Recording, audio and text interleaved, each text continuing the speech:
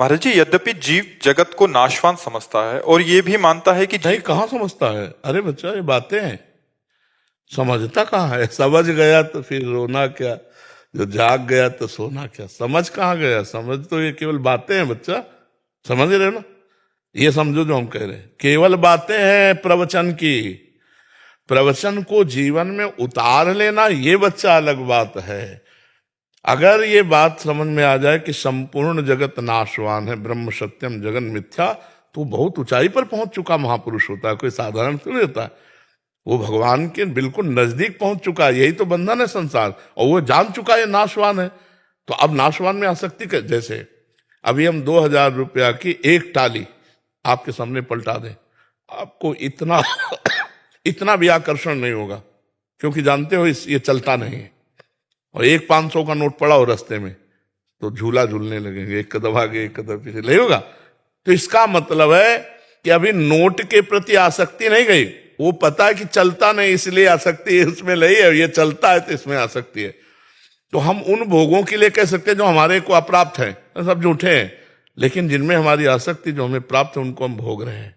इसलिए यह ज्ञान अधूरा है, इस ज्ञान का महत्व नहीं। अब आप प्रश्न करो, इसी को करो।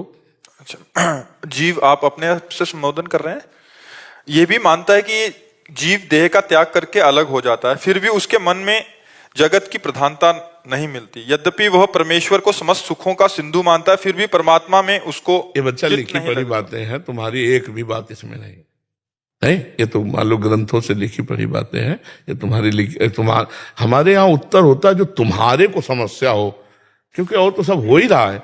सीधे जो तुम्हारे हृदय में समस्या हो साधना में, तो उस समस्या का समाधान हो। तुम्हारी को क्या समस्या है? महाराज जी, वैसे हमें पता है कि भगवान के अलावा हमारा कोई भी नहीं। उसे एकांतिक सुना है आपने कि नहीं सुना? तो हमने कई बार कहा, जो तुम्हें पता है जिसका प्रयोग नहीं कर पाते हो, तो तुम्हारे अंदर भजन की कमी है। अपनी जानकारी का सही समय पे सही प्रयोग ना कर पाना भजन की कमी है। अगर आप नाम जप करोगे तो ठीक समय पर अपनी जानकारी का प्रयोग कर पाओगे। जैसे मुझे जानकारी कि ऐसा दृश्य नहीं देखना चाहिए, ऐसी क्रिया नहीं करना चाहिए, ऐसा पदार्थ नहीं खाना चाहिए, पर हमसे जबरदस्ती हो जाता है, हमें पता है। उसका कारण है आत्मबल की कमी, अध्यात्म बल की कमी, भजन की कमी। अध्यात्म नित्या तो विनिवृत्त कामा, अध्यात्म नित्या तो विनिवृत्त कामा। अगर अध्यात्म में स्थिति है तो समस्त कामनाओं का त्याग स्वाभाविक हो जाएगा। नाम जप करो बच्चा, हमारे पास एक ही दवा है।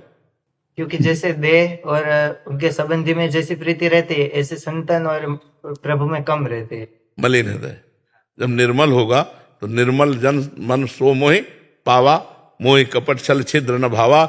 जब निर्मल मन हो जाएगा तो प्रभु और प्रभु के जन प्राण प्यारे लगने लगेंगे। इसलिए निर्मल मन के लिए विवेक चाहिए, क्योंकि विवेक विचार के द्वारा ही असत क्रियाओं को त्याग कर सत अनुष्ठान करके मन को निर्मल कर पाते हैं। और विवेक होता है सत्संग से, वो तुम्हें प्राप्त है। अब नाम जप करो, जितना नाम जप करोगे उतना ही मन निर्मल होता जाएगा, उतना ही आपको संसार झूठा नजर आने लगेगा।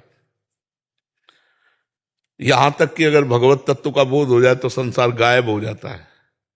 जे ही जाने जग जाए हेराई, जागे जथा स्वप्न भ्रम जाई। जैसे स्वप्न में जागने पर पूरा मिथ्या स्वप्न लगता है, ऐसे ही जब हमें परमात्म तत्व का ज्ञान हो जाता है तो संसार झूठा नजर आता है। पर ये सब बातें लिखी हुई हैं, इनको अनुभव करने के लिए पूरा जीवन लग जाता है।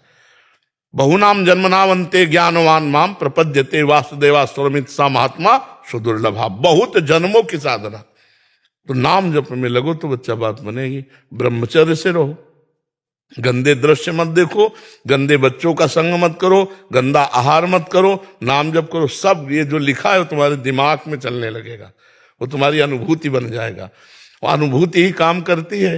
नहीं तो प्रवचन कर ले और माया के संग खेले, माया के पार्षदों के संग खेले, काम करो तो लोभ मोह मद मत्सर, तो किस काम का ज्ञान, किस काम का। तो इसलिए नाम जप करो, पवित्र भोजन पाओ, अच्छे आचरण करो, माता पिता की सेवा करो।